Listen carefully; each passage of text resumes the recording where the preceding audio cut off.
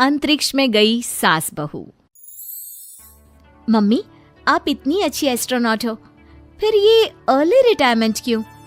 क्योंकि बचपन से मेरा बस एक ही सपना था, जिसके लिए मैंने लाइफ में बहुत कुछ खोया और छोड़ा। लेकिन अब इस अर्ली रिटायरमेंट के जरिए मैं बस तुम दोनों के साथ और पास रहकर बिना किसी हड़बड़ी के जिंदगी जीना चाहती हूँ। सास की बात सुनकर काजल मुस्कुराकर चली जाती है। उसी शाम ऑफिस से घर वापस आकर अजय अपनी मम्मी के पास बैठता है। मम्मी, क्या हमारी स्पेस ऑर्गेनाइजेशन कोई नया स्पेस मिशन प्लान कर रही है? क्या मिशन है, बताओ ना मम्मी। हे भगवान, शरीर इतना बड़ा हो गया लेकिन दिमाग आज भी बच्चों से गया गुजरा है। घर में आया नहीं कि सवाल शुरू। तो तुम जवाब दे दो ना। मैं क्या जवाब दूं? जैसे तुझे मेरे रिटायरमेंट के बारे में पता ही नहीं। इतने समय से तूने मुझे ऑफिस जाते हुए देखा क्या? फिर मुझे कैसे पता होगा? जा, तेरी पत्नी से पूछ, वो रोज ऑफिस जाती है। माँ की बात पर अजय आवाज लगाकर काजल को बुलाकर वही सवाल उससे भी पूछता है, पर काजल उसका कोई जवाब नहीं देती। और बोलो पत्नी से पूछने के लिए। मैडम जवाब ही नहीं दे रही। सवाल जायज हो तो जवाब मिलेगा ना। तुम्हें अच्छे से पता है, कॉन्फिडेंशियलिटी रूल्स के चलते हम किसी से भी ऑर्गेनाइजेशन और मिशन से रिलेटेड कोई बात नहीं कर सकते। वो तो पता है, लेकिन मुझसे भी छुपाने का मतलब समझ में नहीं आया। वो मम्मी, रिटायरमेंट एप्लीकेशन के बाद से आपने ऑफिस भी आना बंद कर दिया। सबको लगा कि अब आप इंटरेस्टेड नहीं होगी, इसलिए इन्फॉर्म नहीं किया। क्या तुम भी इस मिशन का हिस्सा हो? मैं ही इस मिशन की लीड साइंटिस्ट हूँ। ये हमारा अब तक का सबसे बड़ा और इम्पोर्टेंट मिशन है। अगर ये सक्सेसफुल हो गया तो दुनिया में हमारे नाम के साथ मेरा प्रमोशन भी पक्का है। काजल की बात सुनकर दोनों माँ बेटे हैरान रह जाते हैं, लेकिन फिर सब साथ मिलकर सेलिब्रेट करते हैं। अब दिन बीतने लगते हैं। काजल स्पेस मिशन के चलते पहले से ज्यादा बिजी हो जाती है और देर तक ऑफिस में समय बिताने लगती है। कुछ समय तक इसे चुपचाप देखने के बाद एक सुबह बहू को सामने देखकर आखिरकार सास उसे टोक ही देती है।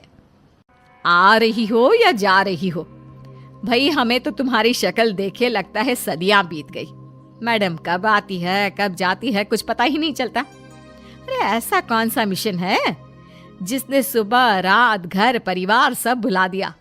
मिशन तो मैंने भी बहुत देखे हैं और गई भी हूँ, पर ऐसा हाल कभी नहीं हुआ।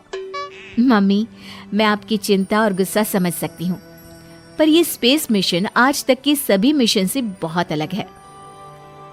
अच्छा, जरा मैं भी तो सुनूं, ऐसा क्या है इसमें? आई एम सॉरी मम्मी, मैं नहीं बता सकती। भूलो मत, मैंने रिटायरमेंट अप्लाई किया है, लेकिन रिटायर होने में अभी 7 महीने बाकी है, जिसके हिसाब से मैं आज भी ऑर्गेनाइजेशन का हिस्सा हूँ। तो मुझे बताकर तुम कोई रूल नहीं तोड़ रही। मुझे सब याद है मम्मी, और मुझे ये भी पता है कि अगर आप साथ दें तो मिशन के लिए बहुत बड़ी मदद साबित होगी। पर सीनियर्स ने रूल बनाया है कि इस मिशन की इंफॉर्मेशन सिर्फ उन्हीं के पास होगी जो इसका पार्ट है, और मुझे तो उन्होंने खास अपने पास बुलाकर ये समझाया था।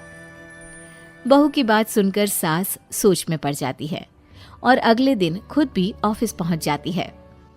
ओहो, क्या बात है मैडम, रिटायरमेंट के एप्लीकेशन के बाद तो आपने दर्शन देने भी बंद कर दिए। अरे सर, अगर ईद का चांद रोज निकला करता तो क्या उसका स्वागत इतने जश्न से होता? इस पर सीनियर भी हंसने लगते हैं और दोनों कैबिन में जाकर बैठ जाते हैं, जहां सास बातों बातों में नए स्पेस मिशन के बारे में पूछती हैं। वो उन्हें मिशन के बारे में सब कुछ बताकर तुरंत एक इमरजेंसी मीटिंग बुला लेते हैं, जिसमें साइंटिस्ट की टीम और काजल के साथ एस्ट्रोनॉट्स की पूरी टीम भी होती है। तो ये है हमारी टीम, जो सब कुछ भूल कर दिन रात इसी मिशन पर काम कर रही है। अगर आप भी हमें ज्वाइन कर ले तो सोने पर सुहागा हो जाएगा। अगर आप मुझे टीम में चाहते थे तो पहले कांटेक्ट क्यों नहीं किया?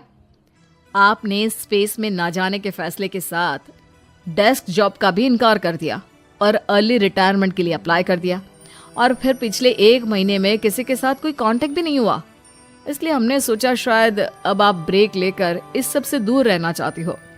और इसीलिए किसी ने आपको परेशान करना सही नहीं समझा। बात तो आपकी सही है, फिर भी एक सुझाव देना चाहूंगी। ये जो आप कर रहे हो ना, ये मिशन नहीं, साफ सुसाइड है। एक साथ इतने सारे लोगों को स्पेस में 6 महीने रहने के लिए भेजना आसान काम नहीं है। और ये बात मुझे आपको समझाने की जरूरत नहीं होनी चाहिए। हमें सारे कॉन्सिक्वेंसेस, स्पेस नेचर, मिशन की मुश्किल सबका पता है, और ऐसा करने वाले हम पहले नहीं हैं। इसलिए ये भी साबित है कि काम हो सकता है।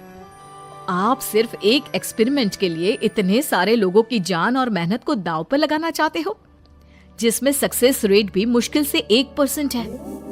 बहुत देर तक इन्हीं सब बातों पर बहस चलने और काजल की सास उर्फ ऑर्गेनाइजेशन की सबसे एक्सपीरियंस्ड एस्ट्रोनॉट को बहुत देर समझाने के बाद भी जब वो राजी नहीं होती, तो ऑर्गेनाइजेशन के सीनियर्स को उन्हें घर वापस भेजना पड़ता है। लेकिन उसी के बाद से न चाहते हुए भी सास मिशन के बारे में सोचना बंद नहीं कर पाती। इसी तरह 1 हफ्ता बीत जाता है। माँ, जब घर में बैठकर भी मिशन के बारे में ही सोचना है, तो इससे अच्छा है कि वहां जाकर इस सोच के जरिए उनकी मदद ही कर दो। उन्हें ऑफिस में नहीं, स्पेस में जाने के लिए मेरी जरूरत है। वो चाहते हैं कि मैं हेड एस्ट्रोनॉट बनकर बाकी सबके साथ स्पेस में जाऊं। वाओ, रिटायरमेंट से पहले आखिरी असाइनमेंट की तरह इससे अच्छा और क्या हो सकता है माँ? आपको हाँ बोल देना चाहिए। उस टीम में एक मेंबर काजल भी है। अगर हम दोनों ही चले जाएंगे तो तुम अकेले कैसे रहोगे? वहां से जिंदा वापस आने की कोई गारंटी नहीं बेटा। अब भी हमें भेजना चाहते हो क्या? जिस दिन से आपको पहली बार स्पेस में जाते देखा है, तभी से ये डर और पॉजिटिविटी दोनों साथ लेकर जीना सीख गया हूं।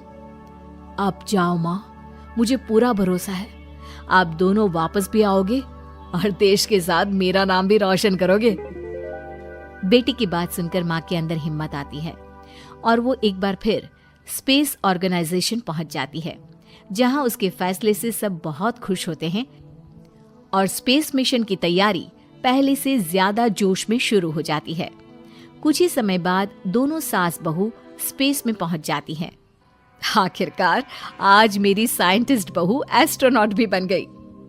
सिर्फ स्पेस सूट पहन लेने से कोई एस्ट्रोनॉट नहीं बन जाता। मैं साइंटिस्ट हूँ और उसी में खुश हूँ।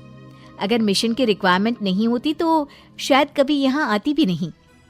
इसी तरह दिन पर दिन स्पेस की अनेक मुश्किलें और दिक्कत सहते हुए देखते ही देखते 6 महीने बीत जाते हैं और नामुमकिन को मुमकिन करके दिखाते हुए सब सही सलामत अर्थ पर वापस आ जाते हैं, जिसके बाद से दुनिया भर में ये मिशन सास बहू की अंतरिक्ष यात्रा के नाम से मशहूर हो जाता है।